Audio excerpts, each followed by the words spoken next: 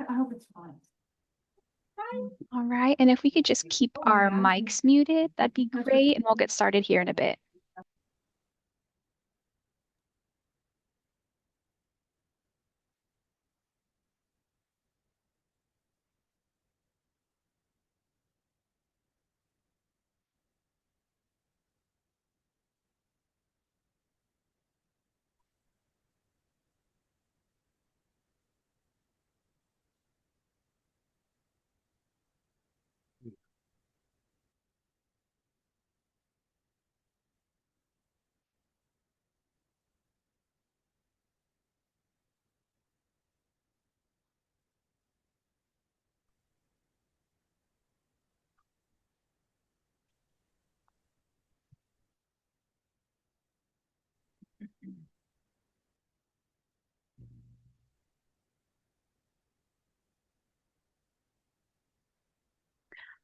Alrighty, let's go ahead and get started. Welcome to our first monthly learning session of 2026. Today's session will center education and employment-focused organizations.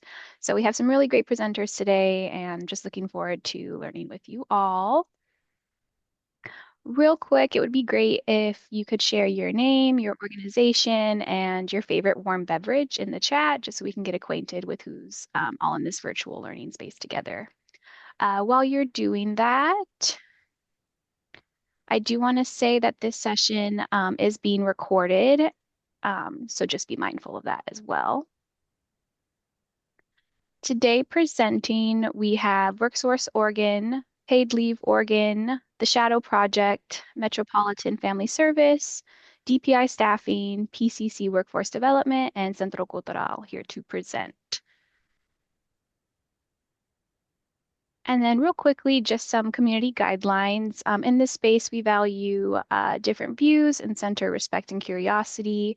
We ask that you are present and engaged in a way that feels most comfortable to you. So camera on if you are able, and then just keep your microphone muted so we don't interrupt our presenters, and utilizing the chat. Today we have a pretty tight schedule, so if you are asking a question or responding to a comment, please utilize the chat and keep those comments and questions designated to the chat, but use the @ symbol before someone's name to tag them.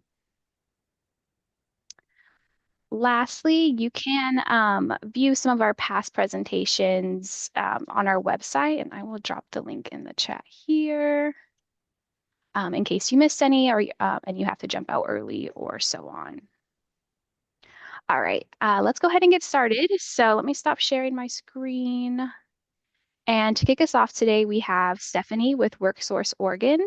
Stephanie, are you ready? Yes, I am. Good morning. Good morning. And can you share your screen all right? Yeah, I'm going to do it now. I'm not used to Zoom, Okay.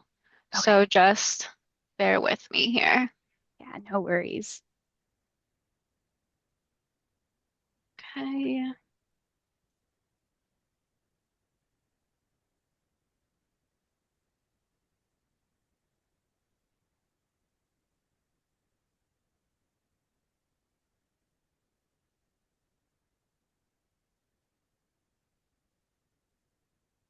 Okay.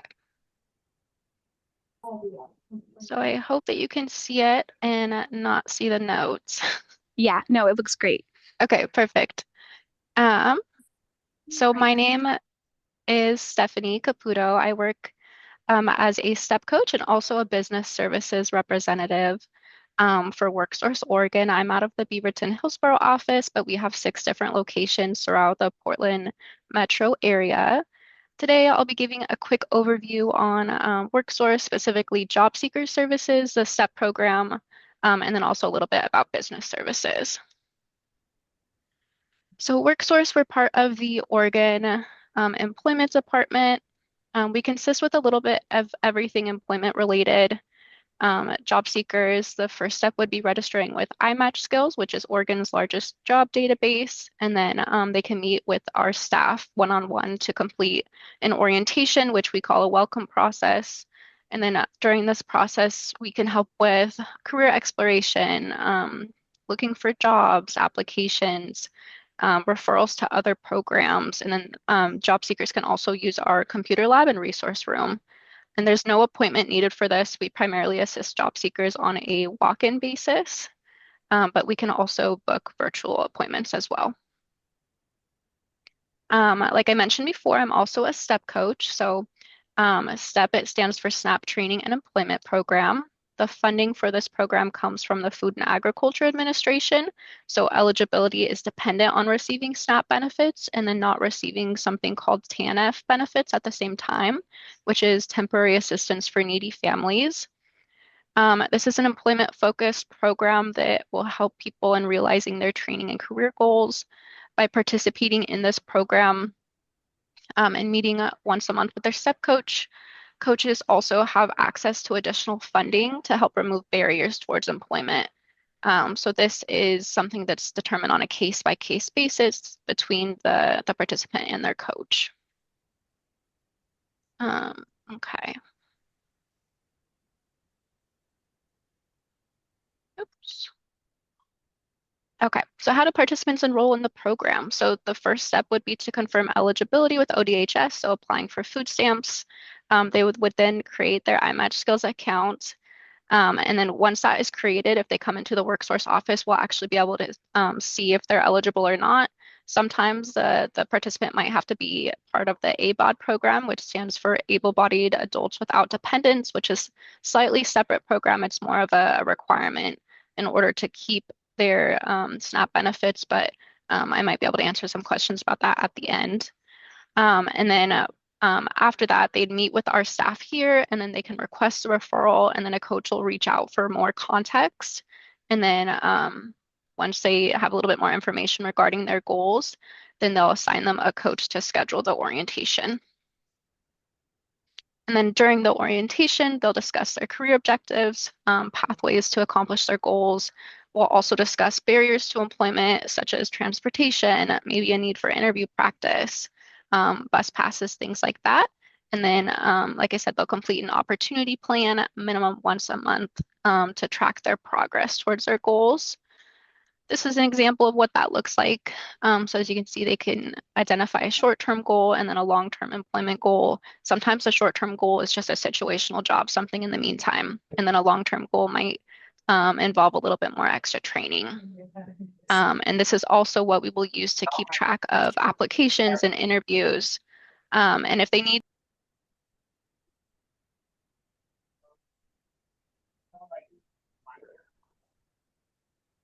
Oh, Stephanie, you still there? sorry, I think I got muted. I Yeah. don't know if I did it myself. Um, Took me a minute to figure out how to turn it back on.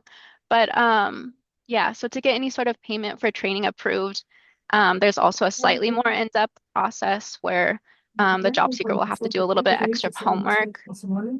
And then that is something that we cover in the orientation.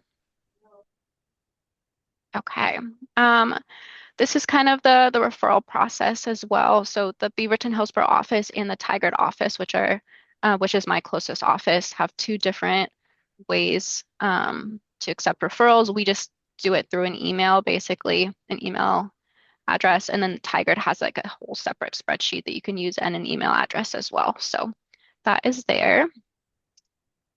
And then lastly, like I mentioned, also I'm a business services representative as well. There are two part-time business services reps, me and then my colleague working out of the Beaverton Hillsborough office. Most people don't really realize that we offer this service. But just like we serve job seekers, we serve local businesses as well by allowing them to publish their listings for free through iMatch Skills. They can use our spaces for hiring events. We provide information on tax credits, and then we also will help with recruiting. So it's kind of like a staffing agency service, but it doesn't cost them any money because it's already prepaid by their taxes. But we can assist with recruiting for their listings and do the pre-screening for these positions, and then only send them the most qualified candidates. So we're giving them back time, and yeah, it's a great service. So at the end of the day, our goal is to connect job seekers with employment and employers with quality candidates. So any questions? Is there a way you can share those forms, Stephanie, that you had mentioned earlier on, or a good web page that we can find those forms? The like the step forms opportunity Hmm. plan. I'm not sure if we can share them, but I will look into that. Sounds Yeah. good. Thank you. Sorry, it's state Um, of Oregon, so it's kind of we have to get permission. Yeah. yeah. It looks like you do have one question in the chat. Do organizations have to be in Washington County to share, for you to share out jobs? No, so if you go to quality or to imatchskills.org, you can create your account and then you will select locations that you want to be notified about jobs for when you run a match. So same thing, qualityinfo.org, oregon.gov. These are all different ways basically to find the same listing. So throughout the entire state of Oregon and then Washington as well. And it looks like you have a couple more questions in there. How can a referral be submitted on the east side of Portland, specifically in the outer northeast and southeast Gresham, Troutdale, Fairview area? Yeah, so each office they have their own kind of referral process. So the best way is just to contact the office and ask for either their specific email address or just ask for a step referral in the orientation. But I can drop our link in the chat shortly. Perfect. And can individuals self-refer to STEP, or does it have to be through an agency? Nope, it can be self-referral as long as they qualify for benefits. So once they apply for food stamps, they create their iMatch the Skills account, then we'll be able to see if they're eligible or not. And then yeah, we can do the Awesome. referral on their behalf. Mine will All right. And then create. we have two more questions It looks like here. either one. And it looks like, sorry if you had said this already, but how do referrals happen for the STEP program? So the job seeker can come in for the orientation or the welcome process and then ask for the step referral, or they can just send an email to the step email Awesome. address. Mhm. And then last one, can people use iMatch and get employment support even if they do not qualify for STEP program? Yes, absolutely. So the STEP program is just a specialized program, access to funding and things like that. It's kind of more like case management on the coach's part. But our resources are for everyone. So yeah, just have to register with us. Awesome. And then I lied. There's one more question. What can you do for refugees and immigrants that are not eligible for SNAP? So yeah, anyone can come down to our office. And use our services. So, like I said, they can use our computer lab. We can help with job search. A lot of the things that we do in office is just identifying other community partners that we could potentially help send them to. So, yeah. Awesome. All right. And then as questions come in, looks like you have a few in the chat. Yeah, please feel free to answer those there. But thank you so much for your presentation. We really appreciate you taking time to share this information with us. Yeah, thank you. Great. Okay, presenting next, we have Sarah with Paid Leave Oregon. Sarah, are you here? Yeah, I'm right here. Thank you. Awesome. Go ahead and I'll take it away. get my screen shared here.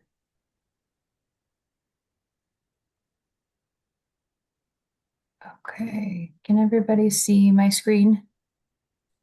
Yes. Okay, great. I'm Sarah Anderson. Pronouns are she, her. I'm on the outreach team at Paid Leave Oregon. And I'm just going to give kind of a quick rundown of our program.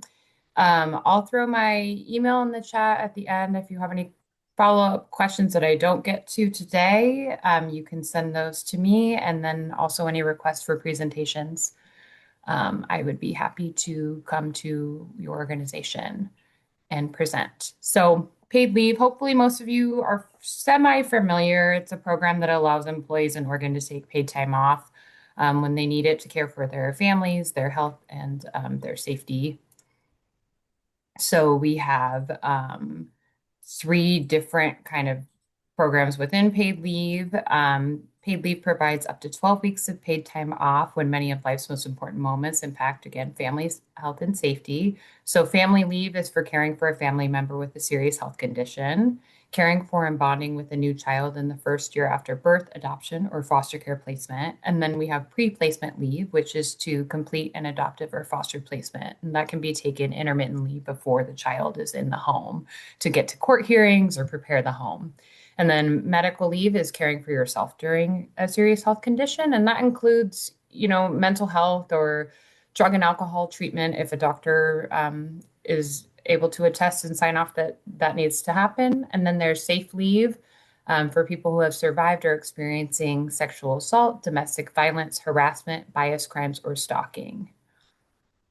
Um, Paid leave covers most employees who work in Oregon. So you may qualify for benefits if you work a seasonal, full-time, or part-time job.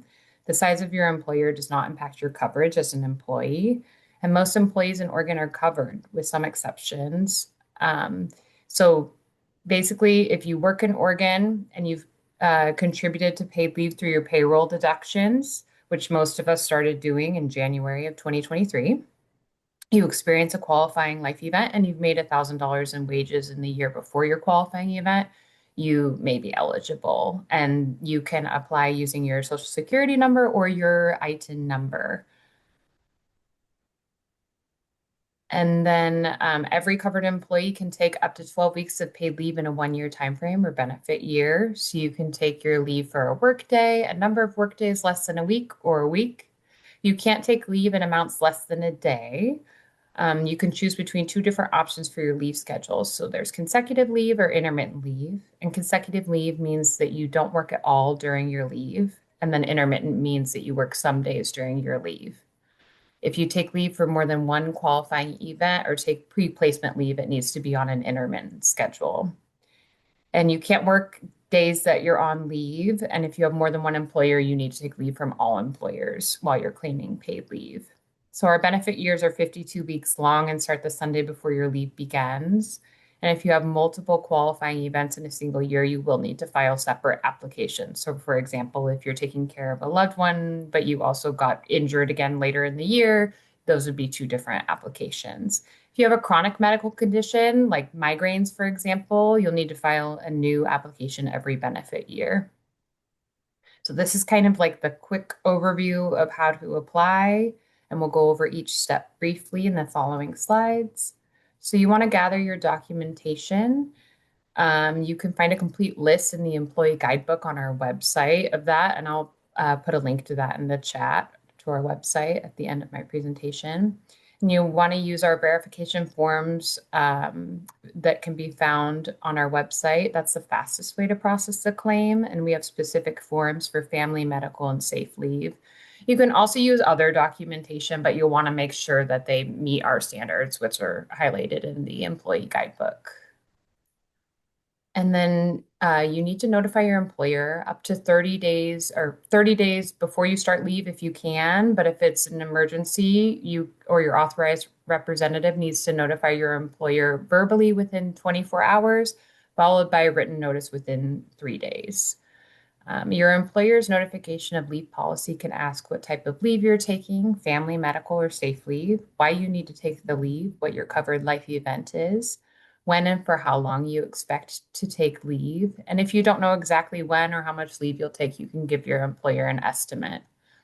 Paid leave does notify your employer 3 times. So we tell them when you apply, and then we let them know your potential benefit amount, and again, when we either approve or deny your benefits. So when it's time to apply, you'll go online. That's the fastest way. And you'll set up a Francis online account. You can do this 45 days before you apply, but you won't want to do it any earlier or the system can delete your account. So once you've set up your account, you can apply for benefits. And then you'll want to check not just your Francis online account, but also US Mail to answer any questionnaires that we send you and be as timely as possible in responding to those so that we can get your claim process as quickly as we can. And if there's any changes to your information, you'll need to let us know within 10 days of that change. So this is our benefits calculator. So our contributions pay for paid leave Oregon. We've all been paying into it for, wow, 3 years now. And they're a percentage of wages paid by employees and employers. So the rate for 2025 is 1% of up to $176,100 in wages. So folks who make more than that will not pay contributions on income over that amount for each job that they have. And then employees pay 60% of that contribution rate, and then large employees pay 40%. So It's $6 for every 1,000 that you make, in short. And you can enter in your gross wages from your base year and get kind of a rough estimate of what you can expect while you're on leave. Um, your job is protected if you've been there for more than 90 consecutive days. And if your position still exists, you have a right to the same job you had when you left. So you shouldn't lose your job title, role, or rate of pay, and you'll keep any pension earned before going on leave. And if that position no longer exists, job protection depends on the size of the employer. And there's information on that difference on page 21 of the employee guidebook that I'll drop in the chat. And so in summary, there's three types of leave: family, medical, safe leave. Benefit years, 52-week period that starts on the Sunday before your first day of leave. And you can take up to 12, and in some cases 14. If you're pregnant, you can take 14 weeks of leave in work days and work weeks on an intermittent or consecutive schedule. So if you take leave for multiple life events or pre-placement leave, it needs to be intermittent. And then job protections are covered for paid leave if the employee has been there for more than 90 days. So I'm happy to answer any questions, and I'll put my contact info in the chat as well. Thank you so much, Sarah. It looks like we have one question in the chat for you already. Do you have to come up with a schedule, or can you just take the time as you need it? So for consecutive leave, you're just requesting, like if you had a baby, a lot of people will just request the full 12 weeks and they'll just take it straight through. For intermittent leave, like the best example is migraines. Nobody knows when those are coming or going. So you would just kind of request it for the year and then take it as needed. So you don't need to try and predict when you'll need to take intermittent leave. I mean, if you're able to, it's a courtesy to your employer, but understandable that often we cannot. And a couple more questions. Does your employer have to pay the difference of your wages during the leave? No, they are not required to do that. And just a side note, a lot of people, lower income folks, will get 100% of their wages. So definitely look into, and encourage people that you work with to look into that benefits calculator, because sometimes it's as good as their current wages. And a couple more questions. Does employee have to use all their PTO before they can get paid sick leave? They do not. And do you have to have a medical doctor's note? And with public sector employees, your PERS countable months stop correct as leave of absence? That, I'll So tag you in that question real quick. So you do need documentation to go on leave, and from a doctor or professional that is acceptable. Per countable months, stop, correct. I'm not sure I know the answer to that, Leah. So I will reach out to you and ask for more clarification, and might have to look for that answer for you. And then Sandy, you have your hand up. Did you have a question? Yeah, sorry. I was trying to type it, but I'm not typing fast enough. So if an employee starts their work shift and then they have to go home partway through the day, say for a migraine or whatever their intermittent leave reason is, what happens there? Because the state paid leave, I think you said doesn't, it only is for full days. Yes, correct. Yeah, so they wouldn't be able to claim paid leave if they've worked that day.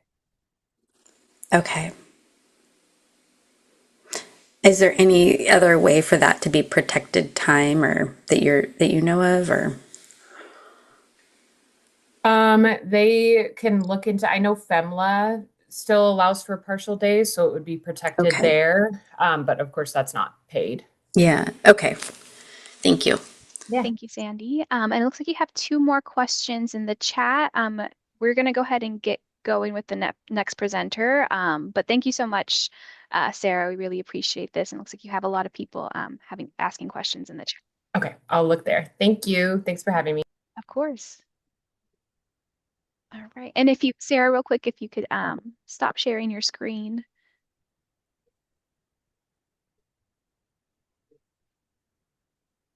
See if I can do that. Yeah, sorry. I'm trying to figure out how to do that. I'm not normally on Zoom. Oh, stop share. right there. Yeah, Okay. it gets a little finicky. Got it. I think I'm good. Perfect. Yeah, thank you so much. All right, so next up we have Wendy with the Shadow Project. Wendy, are you ready? Yes, I sure am, and I will share my screen. Perfect. Um, well, hello, everybody. My name is Wendy Ray, and can everyone see this screen sharing now? Excellent. And I guess I am the first education presenter of the day. I work with the Shadow Project. I am new to CSN, so I'm looking forward to answering your questions and telling you a little bit about our work. We are an education-based nonprofit that serves school students in kindergarten through the eighth grade. We're dedicated to making school more accessible and engaging for students with learning challenges so they can achieve their full potential. And the Shadow Project started um, almost 30 years ago, specifically to help students with learning disabilities. In that time, it was sort of diagnosable things like ADHD and dyslexia and autism be more successful in school by with several different programs that I'll explain to you. And as the years have passed, especially since the pandemic, we are seeing that so many students need support beyond what the Tier 1 supports can provide. And so we are working with special education teachers, and we're working with school counselors, behavioral coaches, speech language pathologists, all the range of folks that are supporting students to try to help them be more successful, both academically and with their behavior. So we are centered as an organization around education that normalizes and celebrates diverse learning styles. We have 3 different programs in the school and 1 summer program that I'll tell you a bit more about. All of them seek to encourage self-efficacy in students, to support social emotional skill building. We really lean into fostering a growth mindset and teaching students how to sort of combat some of the shame and bias or frustration they felt, to build new pathways to be successful in school and in life. Our programs help teachers create culture responsive classrooms, and our programs are focused on kindergarten through eighth grade students. So here's a little snapshot of our different programs. So we're providing tools for teachers, students, and families. We have 2 school programs. One is a goal setting program. This is the program that was the foundational program that started the Shadow Project in 2003. And then we have a sensory learning program where we create sensory spaces in schools. We also have a literacy program. I'm going to focus on these 2 today, and then our summer at-home extension of goal setting, where we take the same principles in our goal setting program and we provide them to parents um, to provide continuity and structure for students who need extra support during the summer. So our goal setting program is focused around helping students set personally meaningful goals, um, helps them practice a growth mindset, build resilience, and then celebrate their progress. So we work with teachers to by providing a goal setting curriculum that involves both training and a whole library of different goal setting sheets and activities and tips on how to work with students to set a goal that the student is really at the center of that goal and excited about it. In a lot of schools, there will be sort of goals that teachers set for students, but that's really different than when a student has a part in shaping that goal. And when students can kind of shape their own goal, they build a lot of confidence, a lot of skills. Everything we do is tailored for students with learning, attention, and behavior challenges. And then we apply some of those same sort of kit of goal setting materials and tips to parents in the summertime. It's a 4 or 5 week session, and parents progress through the goal setting at their own pace with their kids. And we provide a lot of support for, like, what if my kid doesn't want to do it? Or what if my kid isn't successful at first? How can the program be flexible and accommodating?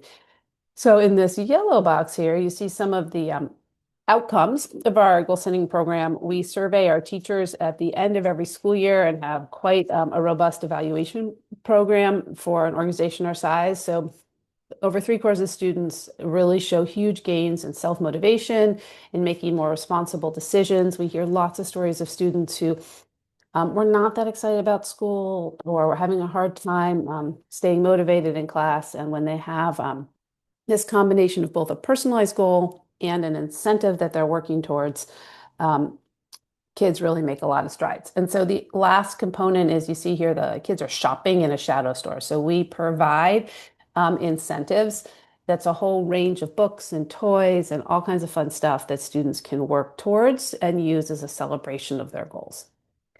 Our sensory spaces program is focused on building sensory learning into the day as a proactive part of a student's curriculum. And so we're building emotional self-awareness and coping skills using sensory and movement tools. We're helping students identify their emotions, learn how to handle stress, and advocate for themselves in new ways. And you can see here a setup of a couple of different sensory spaces. All of our sensory spaces have gross motor activities, trampolines and balance boards. And then we have a number of fine motor activities. And then we have a very specific curriculum that we've designed in conjunction with occupational therapists to work students through the room. So this becomes a proactive learning tool. It's not a de-escalation space or a break space. It's a way to build skills that then help students in the classroom and on the playground and be successful in all kinds of other parts of their education. And here we hear teachers saying that the relationships between students and adults in their lives are significantly strengthened. The students who use the space regularly feel a higher sense of belonging and connection at school. And 100% of the administrators who've put this program in place say that the supersensory spaces are addressing a critical need at their school. So here's a little recap of the programs and the components that partners and so what the opportunity to partner here is if, well, let me just explain this first. So for our goal setting program, we provide a library of goal setting materials. We provide educator training, and that's an online training, so it's super flexible. And we provide one-on-one support as needed throughout the school year. We have a shadow store full of prizes, and teachers will order those prizes on our website, and then we deliver everything to the school for them, and then we do a program evaluation at the end. This is a fully grant-funded program, and schools that are interested, you contact me. I talk to teachers, I talk to counselors, whoever's interested, and we see if it's going to be a good fit, and then talk about how to get the school enrolled in the program. The Supersensory Spaces program, we come in, we look at the space, we customize equipment to fit space that the school has. We provide all of the equipment and we maintain it. We do an equity-centered staff training. That's a 3-hour training over 2 days.